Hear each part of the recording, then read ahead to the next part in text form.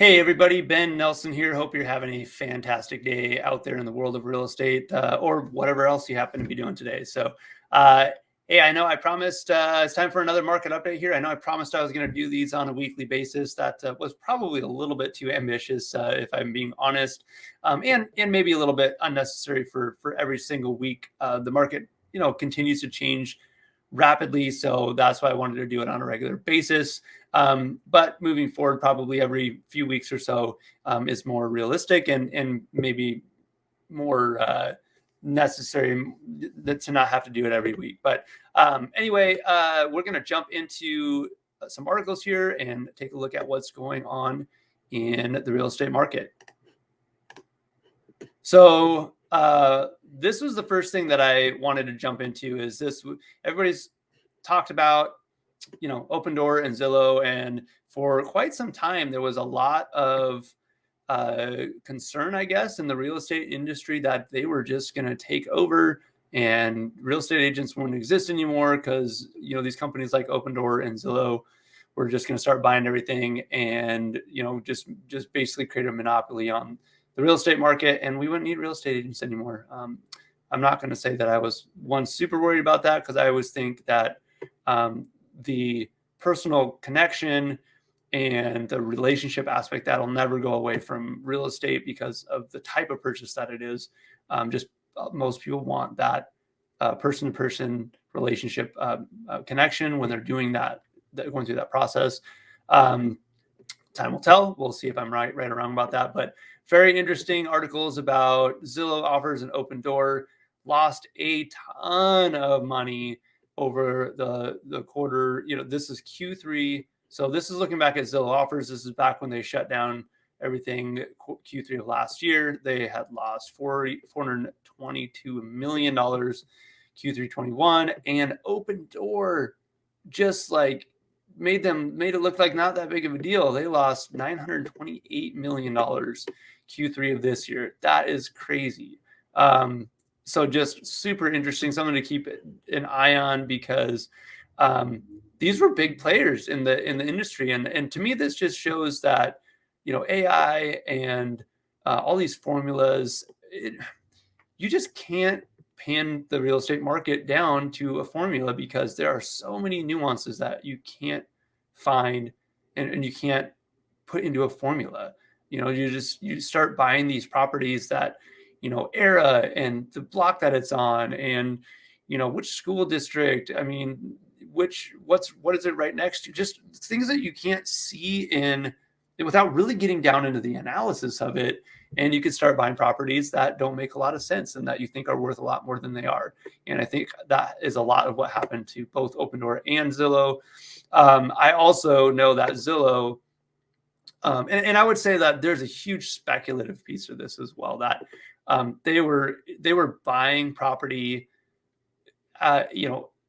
at retail or above retail, just trying to control the market and trying to, basically anticipating that prices were going to continue to go up. So not a great investment strategy, in my opinion, to just buy with the hope that it's going to go up. That doesn't really work out if that's your only strategy, is that hopefully it goes up in value.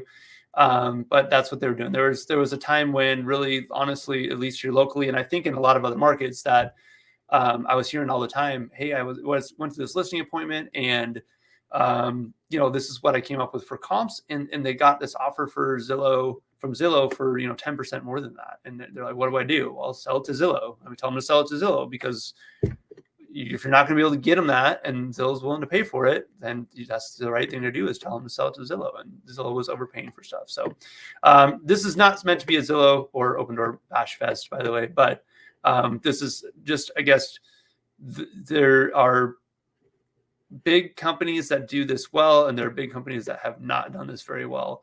And we've seen the repercussions of, I think, thinking you just have everything figured out, and being a little bit humbled that maybe you don't, even if you're the real estate go-to and the name everybody knows, maybe you don't have everything figured out.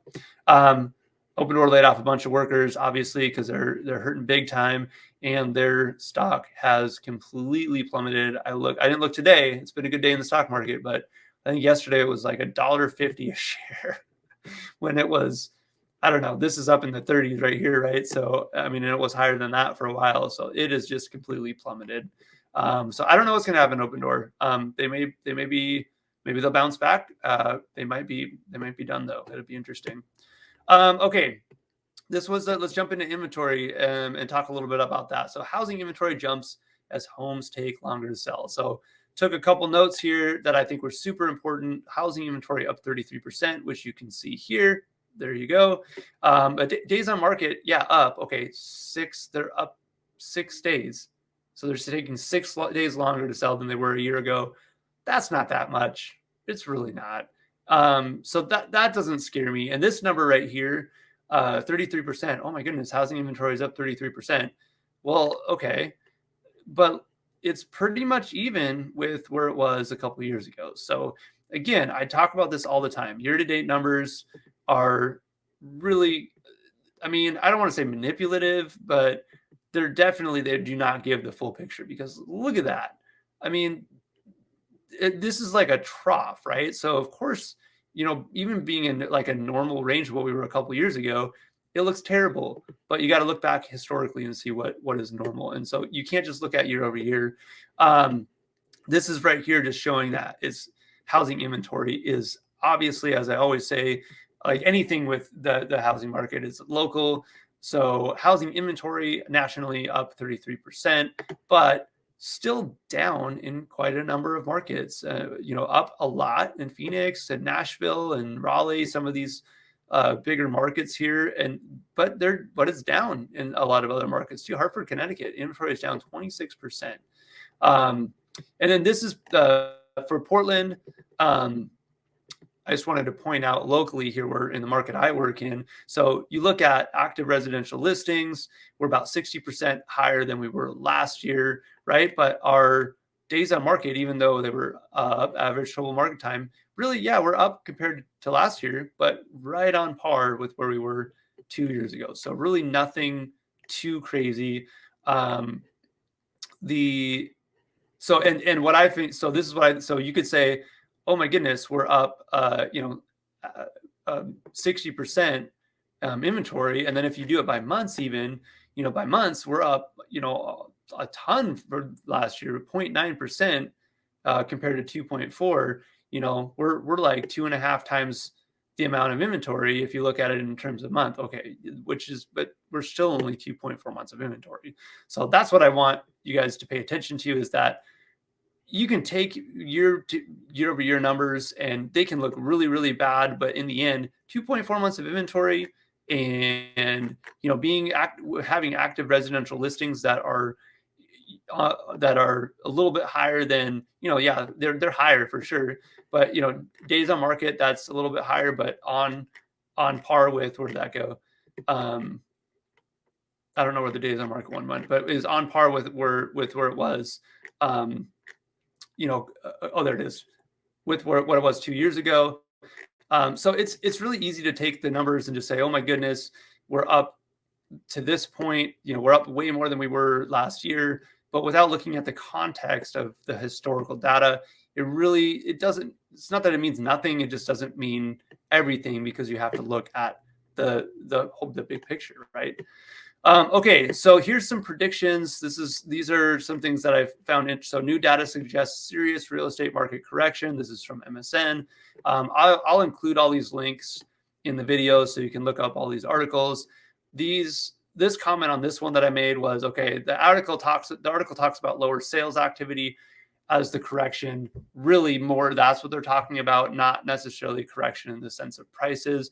Although there are some comments in here and some markets where they talk about 10% or so drop expected, but they also talk about overall price growth in 2023 and not negative prices. So again, the article headline, serious market correction, but the context of the article is about sales, not necessarily prices. You got to look at the article, not just the headline. How far will home prices fall? Some say 20% or more is possible. Again, great example. There was one person that said 20%. Most of the people interviewed in this article said somewhere between 5 and 10%. This is another article from MSN. I love the Moody's maps. They're just like, to me, they're visual. They're super informative. It's just really easy to look at these heat maps. I'm going to actually open this one up and kind of get a good picture of what's going on where. It's to crash 20% in Nashville. Here's the revised forecast for the nation's 20. So this is from just a couple weeks ago, and hopefully my computer loads it. Okay. There we go. So this is, come on, computer. Okay, there we go. Finally. Okay, how much home prices are expected to fall? Okay, this is expected to fall from the peak. I believe that what this one is. This is, so you got your Florida markets, you got where we're at. We've got some markets here, Salem and Portland. So how much, this is looking at nationally, how much home prices are expected to fall. And this is a Fortune article, just so you can find it as well. Again, I'll include the link.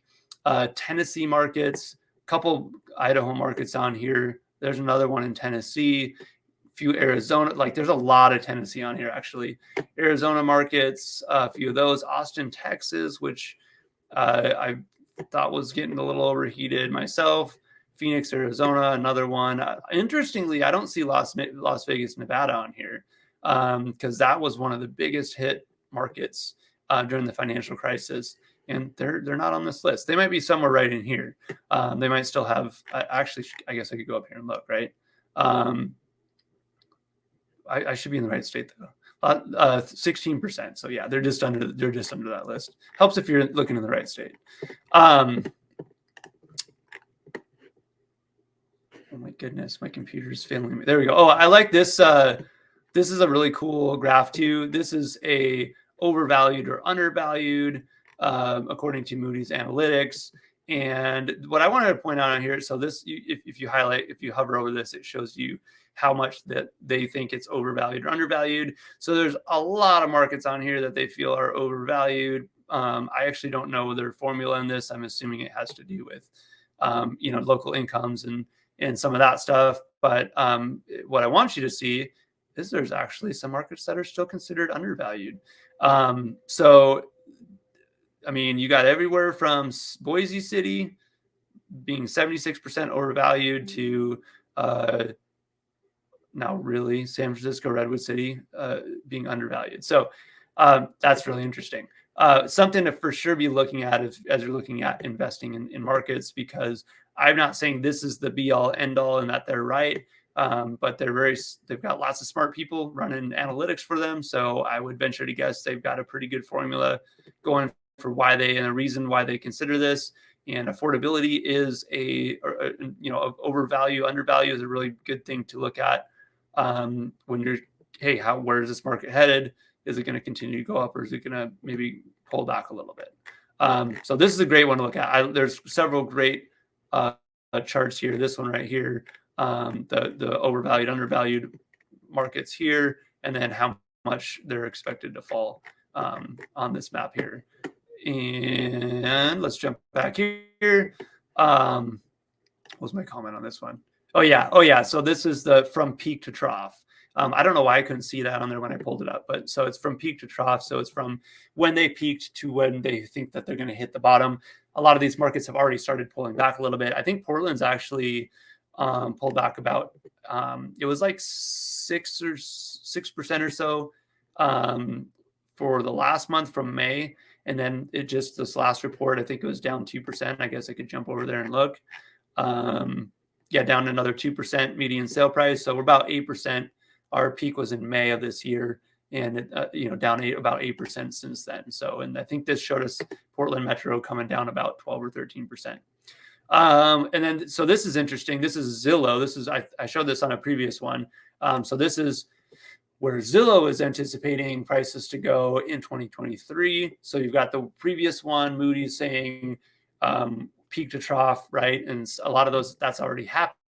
And then Zillow has predictions here of what they think home prices are going to do, shift in home value between, let's see, over the coming year. So this is September 22 to September 23.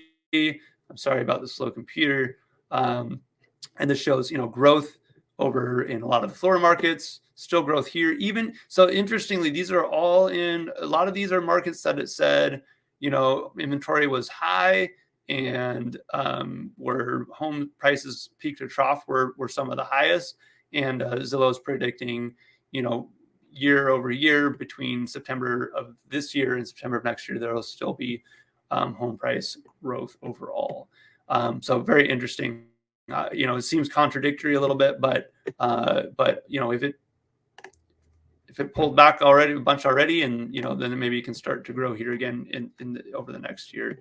What was my comment on here? Oh yeah, yep, in the same market. So this is again a lot of the same. This is another one in Fortune, Moody's map here. Another prediction of home price declines anywhere from 5% to 20% decline predictions. And then some of these markets are considered overvalued, as you saw in the previous article, by more than 50%. So, and again, just it's important to point out, just because they're overvalued, quote unquote, by their formulas by a certain percentage, that does not mean that is how far they're going to fall or need to fall to be able to get to where they should be. There's a lot of factors. I mean, a lot of these markets have been overvalued for quite some time, and it has not stopped them from continuing to grow. So don't think of overvalued as that's how much it needs to correct, because that would be a wrong assumption. Okay, so all of this is negative, right? Negative. We're going to have lower sales. We're going to have home prices falling. This one was, I guess, a little bit positive. There was some positive markets. Home prices expected to crash, blah, blah, blah, all that stuff. Let's move to the positive, right? So homeowner equity growth continues across the U.S. despite housing market slowdown. This is from Adam Data. So there is a growth. There was, I think it was went from 38 to almost 50% of a portion of homeowners considered equity rich. I actually don't know what the number was. I should have looked at that beforehand. What they consider equity rich, what percentage of equity that is. But the point is, even with the market continuing to pull back and prices coming down a little bit, homeowners are still gaining equity. So they're still paying down their loan, right? And so more, we've gained 10%, and I'm assuming that's year over year, because that's how a lot of things are measured. I didn't actually look at that, but more people are equity rich now by over 10% than what before. This is a good article to look at as well. So there's equity there. So again, and the reason why I'm looking at these things is because, and I'll get to this in the last article again. Maybe I'll just wait till then. Again, U.S. homeowners have a fat equity cushion for real estate. The bright states here, this is another MSN article.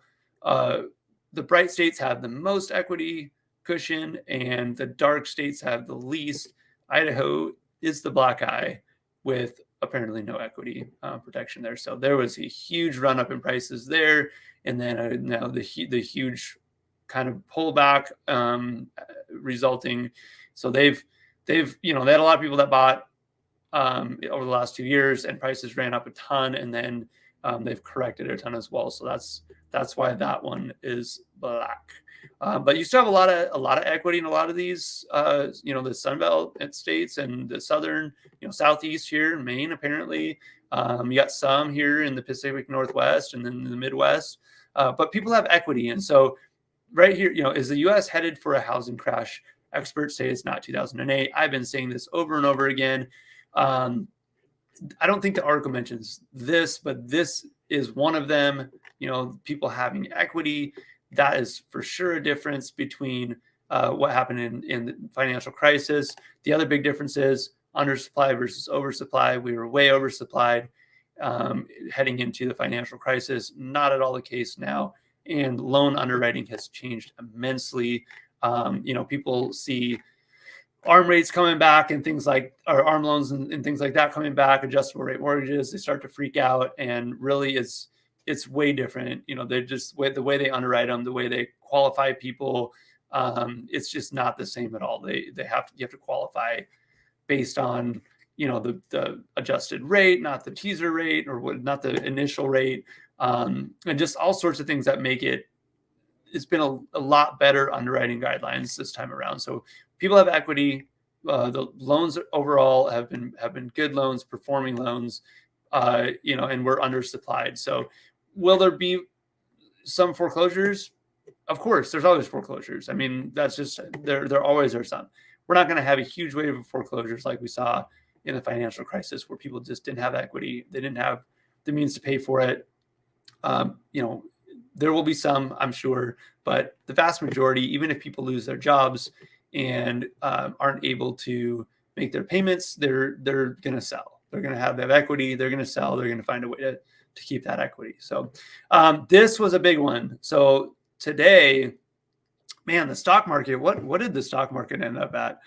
I think last time I looked, the Dow was up 1,200 points today, 1,200 points. So it was a good day for the stock market, and a big part of that, and this has to do with mortgage rates as well, is the CPI data came out, and it was good news. Inflation looks like it is cooling by quite a bit. So great news, and the markets have responded accordingly. And I was talking to one of the mortgage lenders I work with quite a bit, just a little bit earlier. And he was saying that he's anticipating, and what he's hearing is probably by, as long as things continue on this road, interest rates being back in the mid fives again by, spring of next year, which I think is a good spot to be, a good rate to have equilibrium. I don't think it's good to get back to the 3% interest rates again. Yeah, it creates more affordability, but it's just going to do the same thing again and have another run up in pricing. We need to have an equilibrium market where things are selling, people are able to buy, things are relatively reasonably affordable, but we don't just create this frenzy again and then end up in the same spot all over again by creating this big run up. So good news here. Inflation seems to be calming down. The Fed's going to taper their, aggressive rate increases that they've been doing. So, and the mortgage industry and the bond market likes when inflation is looking better. So this is all good news, looking forward into the future. So, in a nutshell, I mean, there's going to be markets that have some correction for sure. We've already seen that. I mentioned Portland earlier, having a pullback in prices, about 8% since May. So there's going to be markets that pull back. There's going to be changes in prices. There's going to be some markets that are affected negatively. There's also going to be some markets that are continue to grow. And long term, I mean, we seem to be in a spot where we're moving in the right direction.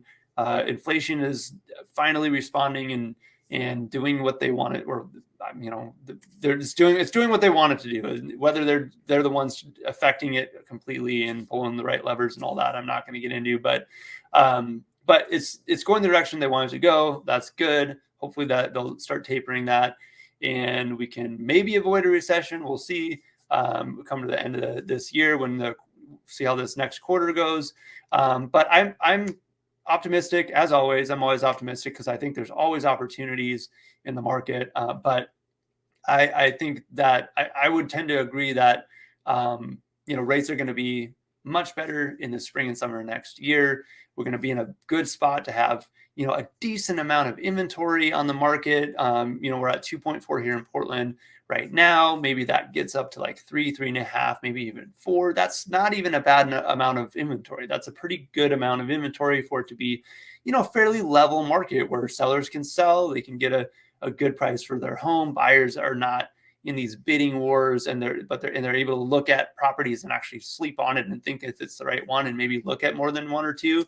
I think it's a good thing. I think we're going to move in a good direction here in the Portland, Oregon metro area, and in a lot of markets across the country. So be looking for opportunities. They're always out there. Hopefully this information has been helpful to you, and I'm going to continue to do it and put this out there and make sure that you guys are informed. So thanks again. Make it a great day, and go out and find some awesome real estate to buy.